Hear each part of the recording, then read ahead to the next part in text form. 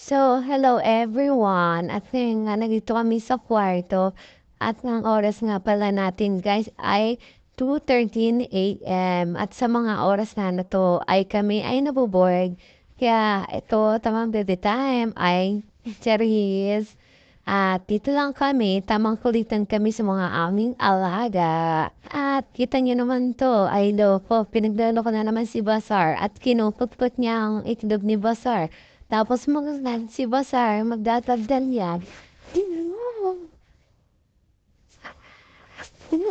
Kasi ganito yan guys, bakit napabigla ang blood din kami? Dapat oras na to ay matulog na, di ba guys? Tapos pagkasundan nga namin si Ligaw, ayan, sabi niya. Tapos tumayo ako, umupo ulit ako.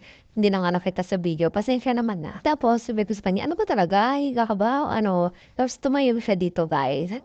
Sabi ko, ano ba talaga? Ay hindi daw. Tulog na daw kami. Tapos papatayin ko na yung ilaw.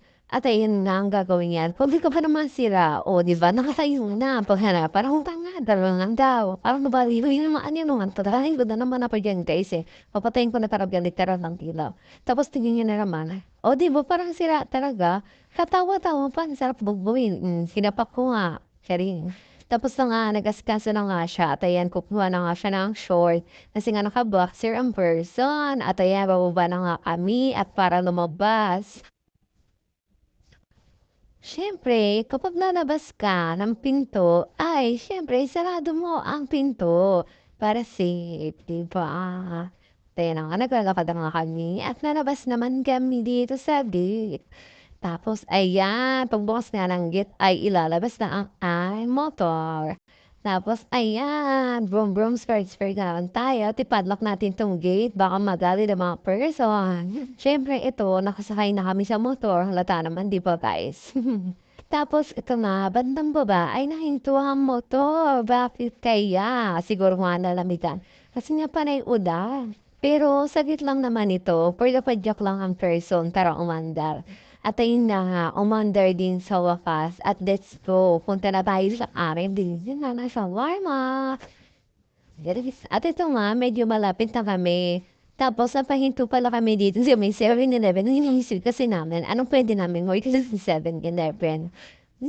Ayun na nga, nagbago rin isip kasi hindi namin alam kung ano yun yung nasa suling shawarma. So wala kaming isip. Charing, ano yun? Yung joke lang, wala kami maisip kasi. Kaya ayun, doon tayo talaga sa shawarma. Inisip lang namin baka may mapili kami sa 7-Eleven. At ito na, ang ating bigyan snack ngayon. Nandito lang kami sa Miley. 24 hours pala to guys sa bukas dito sa may Crispo. Madalas na kami dito bumibili guys. Tapos nakaabutan namin, madaming bumibili. Na timing nga na walang tao ngayon na bumibili. Ewan ba, kasi nga maulan-ulan, kami lang naman matapang. Ay, tapang yarn. Joke lang. Tapos, ayun na nga guys, alam niyo natatawa ako dito kasi nga yung pera namin, alam niyo ba kung magkano lang? 150 lang guys. Kaya nga kami pumili dito is pinagkasya lang talaga namin yan para makabili kami na kinikrave namin shawarma. Tapos guys, alam niyo ba ang kagandahan dito is tumatanggap sila ng GCash pinagkala kasi namin is wala sila ngayon. Pero kasi mostly kasi talaga is bumibili pa ni cash talaga, hindi kami na GCash. At syempre, nawala nga natin ang order natin guys. Alam binili lang pala namin is yung tig 63 na large.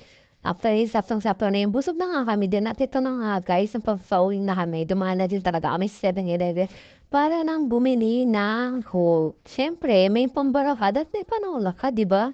Pero yun, tapos natawa nga kami dito guys. So, kasi si kuya mo ang halatang pagod na. Ayan, diba? Love to na. At least nga guys, for the selfie yung mga person. Tapos dito na nga, ayan, kukuha na nga kami. Siyempre, pag kuha, ay dapat makipag-bayad na din sa cashier. At ayan, magbabayad na nga tayo. Dahil pa sinasabi, ayan, bayad na tayo, diba? Tapos pagkatapos namin magbayad, siyempre, uwi na tayo. Para naman makakain na tayo, diba? Crave. Tapos tagal-tagal na kumain. Tapos ayan na kami guys. At ayan na nga, nakauwi na tayo. At ito pala guys, pinapakita ko sa inyo. Meron silang garlic at chili sauce na binili sa amin. Ayan. Ganyan pa pag ano eh, iti-take out mo. Tapos guys, ayan pala yung kakainin namin, 63 pesos. Grabe, sulit na yan. Alam niyo, ang sarap-sarap niyan guys. Ayan, papakita ko sa inyo kung paano kami kumakain. Wala, ingitin lang namin kayo. Charis! Ayan, tignan niyo to. Ang ginagawa ng isang to. Ganyan siya kumain. Binubukan niya, pita, tapos ilalagay niya sa loob yung sauce na binigay sa amin. Tapos kakainin niya yan nang nakasama sa Tupperware at ay na nga bumagsak na ang ating set. Dito na lang guys. Bye! Thank you for watching!